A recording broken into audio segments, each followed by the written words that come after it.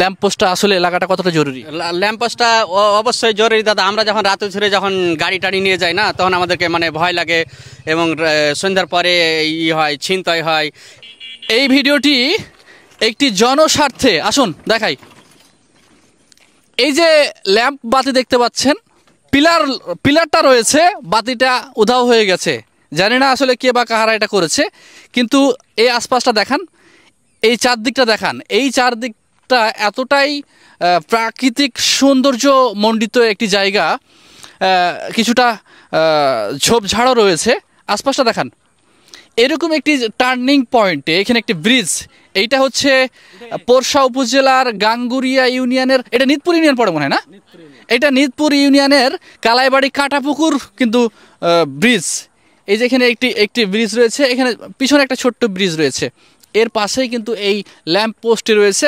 But এখানে কিন্তু ওই বাল্বটা নাই। কেন নাই জানেন এই সম্পর্কে? এই বাল্বটা সম্পর্কে, মানে এই বাল্বটা কতদিন আগে ছিল? মোটামুটি ধরেন 1-1.5 বছর থেকে নাই। 1.5 বছর ধরে নাই। এখানে এর আগে আসলে কিন্তু এই বাল্বটা জ্বলতো না? জি, প্রথমে জ্বলতো, যখন জ্বলতো তখন তো এলাকার মানুষের উপকার হতো। জি। এই যে রাত বিরাত বিভিন্ন সময় মানুষ আসে, এখন তো অন্ধকারাচ্ছন্ন একটা পরিবেশ বিরাজ করছে। এই ল্যাম্প পোস্টটা কিন্তু লাগাটা অত্যন্ত জরুরি। ল্যাম্প পোস্টটা আসলে লাগাটা কতটা জরুরি?